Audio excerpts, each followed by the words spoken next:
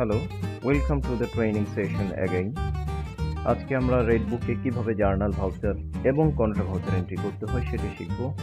সবার আগে আমরা একটি ট্রায়াল আইডি দিয়ে লগ ইন করে ফেলি।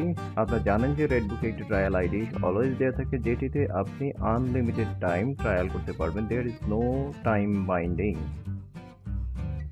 আমি লগ ইন করে ফেললাম।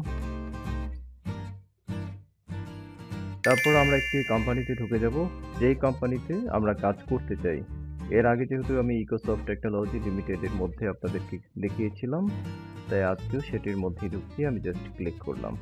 তাহলে আমরা যেহেতু জার্নাল করব, আমরা জানি যে জার্নাল ভাউচার একটা ট্রানজ্যাকশন, তাই আমি চলে যাচ্ছি ট্রানজ্যাকশন মেনুতে, দেন হচ্ছে জার্নাল। আপনারা যারা আগে থেকে অ্যাকাউন্টিং সফটওয়্যার ইউজ করেন তারা জানেন যে জার্নাল ভাউচারে নর্মালি আমরা নন ক্যাশ ট্রানজ্যাকশন রেকর্ড করে থাকি। নন ক্যাশ, এটা একটা ইন্ডাস্ট্রি প্র্যাকটিস বলতে পারেন যে জার্নাল ভাউচারে নন ক্যাশ ট্রানজ্যাকশন করা হয়ে থাকে। বাট আপনি যদি ক্যাশ ট্রানজ্যাকশনও করতে চান বা অথবা কোনো কারণে আপনাকে করতে হয়, এতে কোনো অসুবিধা নেই। বাট ক্যাশ ট্রানজ্যাকশনগুলো যেহেতু নির্ধারিত ভাউচার আছে, রিসিট, ক্যাশ রিসিট হলে আপনি রিসিট ভাউচারে করবেন, পেমেন্ট হলে পেমেন্ট ভাউচারে করবেন। দেন জার্নাল ইউজুয়ালি নন ক্যাশ ট্রানজ্যাকশন লাইক আপনি ডেপ্রিসিয়েশন চার্জ করবেন অথবা কাউকে পেমেন্ট দিলেন, পরবর্তীতে সেটা কোনো একটা খরচের সাথে অ্যাডজাস্ট করবেন। এই কাজগুলো জার্নাল ভাউচারে আমরা নর্মালি করে থাকি। তো দেখা যাক একটি জার্নাল ভাউচার কীভাবে করতে হয়। অ্যাজ ইউজুয়াল জার্নাল ভাউচারে আপনাকে ডেবিট ক্রেডিটটা জানতে হবে। ডেবিট ক্রেডিট না জানলে কোথাও কোনো কিছু অ্যাকাউন্টিংয়ে করা যাবে না। তো আমি ডেবিট করব, ধরে নিচ্ছি একজন, ওকে, সে একটা ক্রেডিট পারচেজ করবে, যে আমরা একটা প্রিন্টার পারচেজ করতে যাচ্ছি। প্রাইস হচ্ছে, ধরে নিচ্ছি সাপ্লায়ারের নামটা এখানে নাই। তো আমি এইখানে যে প্লাস বাটন আছে, এই প্লাস বাটনে ক্লিক করে একজন সাপ্লায়ার তৈরি করে নেব। Accounts payable or supplier name দিব। ধরে নিচ্ছি আমরা স্মার্ট ট্যাগ থেকে পারচেজ করবো। আদার ফিল্ডসে ভ্যালু এখন না দিলেও চলবে, আমি সেভ দিলাম। Smart tag, okay, 12,000 and you can write the narration Canon.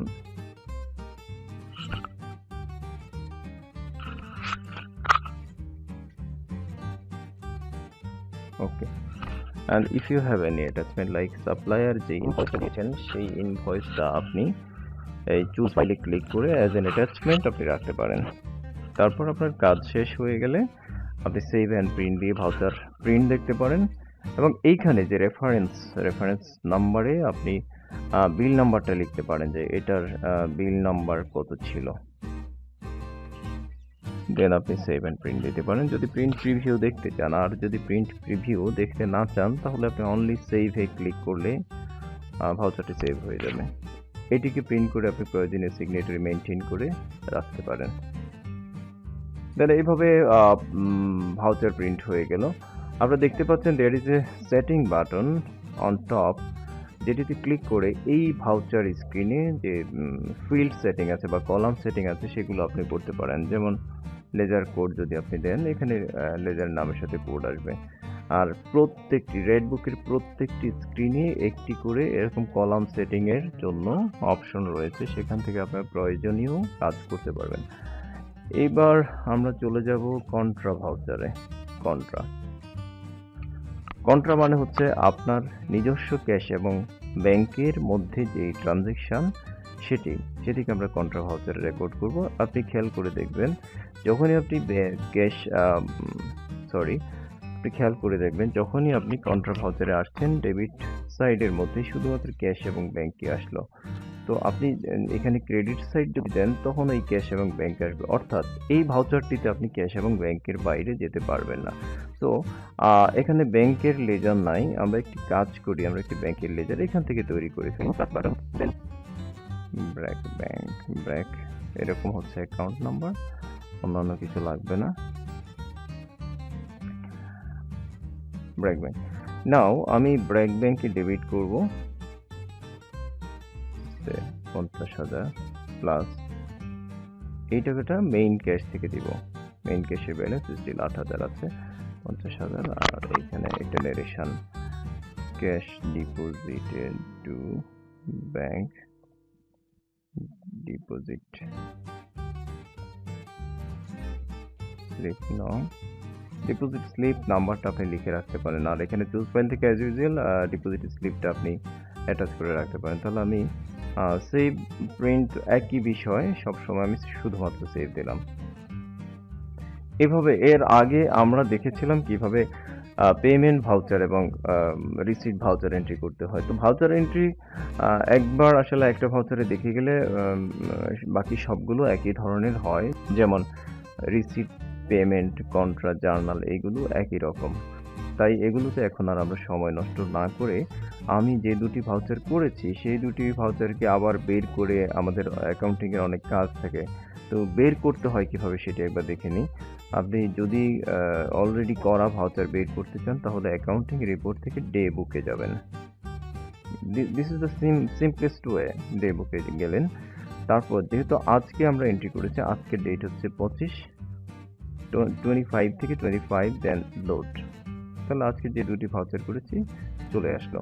আমরা প্রিন্টার পারচেজ করেছি স্মার্ট ট্যাগ থেকে, মানে এইটা একটা সামারি লাইন। হ্যাঁ, এখানে প্রিন্টার কত টাকা ডেবিট বা স্মার্ট কত টাকা ক্রেডিট, অথবা এর আরও যদি ডিটেলস থাকতো, অর্থাৎ 4টা ডেবিট 5টা ক্রেডিট এরকম থাকলে তো এখান থেকে বোঝা যেত না, তখন আমাদেরকে অবশ্যই ডিটেল করা লাগবে। উপরে ডিটেল করার জন্য এক্সপান্ড অ্যাকাউন্টিং নামে একটা বাটন আছে, আপনি জাস্ট ওখানে ক্লিক করবেন, এক্সপান্ড অ্যাকাউন্টিং। এবার খেয়াল করে দেখেন, আপনার যদি এখানে 10টা লাইনও থাকে তাহলে সেই 10টা লাইনই আলাদা আলাদা দেখাবে।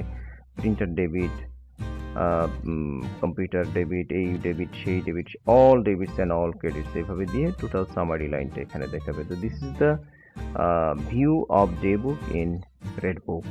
ইয়াস, ইন রেড বুক। নাও এইখানে যদি আপনার কাজ থাকে, যেমন কি কাজ থাকতে পারে, আপনি ভাউচার প্রিন্ট করতে চাইতে পারেন, ভাউচার ভিউ করতে চাইতে পারেন, there is an action button you see. এখান থেকে যদি ভিউ দেন তাহলে ভিউটা আসলো, যে টোটাল ভাউচার ভিউটা কি ছিল। তো অ্যাকশনের মধ্যে তাহলে ক্যান্সেল, আপনি ক্যান্সেল করতে চাইলে জাস্ট ক্যান্সেলে ক্লিক করে দেন এখানে একটা নোট দিয়ে ইয়েস ক্যান্সেল ইট, দেন হচ্ছে এটা এখান থেকে চলে গিয়ে ক্যান্সেলড ভাউচার বা ক্যান্সেলড অনলি সেই সব রিপোর্টগুলোতে পাবেন। এইবার আমি দেখিয়ে দিচ্ছি যে এইখানে সিলেক্ট কলাম, আমি আগেই বলেছিলাম যে প্রত্যেকটি ফর্মের মধ্যেই এই সিলেক্ট কলাম অপশনটি পাবেন। এখান থেকে যে যে ফিল্ড আপনি রাখতে চাচ্ছেন না, যেমন কস্ট সেন্টার আপনার দরকার নেই, আপনি বাদ দিয়ে দিবেন। এভাবে যেটা যেটা দরকার নেই, আপনার ইউজার দরকার নেই, ইউজার দরকার নেই, ইউজার আপনি বাদ দিয়ে দিলেন। ব্যাস, এভাবে ছোট করে নিয়ে আপনি চাইলে প্রিন্ট ফিল্টার্ড অথবা নর্মাল প্রিন্ট দিতে পারেন। প্রিন্ট ফিল্টার দিলে আপনি যেইটুকু কনফিগার করেছেন ঠিক সেইটুকু এইভাবেই প্রিন্ট হবে, আর নর্মাল প্রিন্ট দিলে ওর মধ্যে যা যা প্রিন্ট দেওয়ার কথা বলা আছে সবগুলো একসাথে প্রিন্ট হয়ে যাবে। তো আজকে এ পর্যন্তই। সবাই ভালো থাকেন, সুস্থ থাকেন। খুব রিসেন্টলি আরও নতুন ভিডিওস নিয়ে আসবো, সে পর্যন্ত আমাদের জন্য দোয়া করবেন। ভালো থাকেন, সুস্থ থাকেন। ভিডিও দেখার জন্য অনেক ধন্যবাদ। আমাদের চ্যানেল সাবস্ক্রাইব করবেন ভবিষ্যতের ভিডিও পাওয়ার জন্য।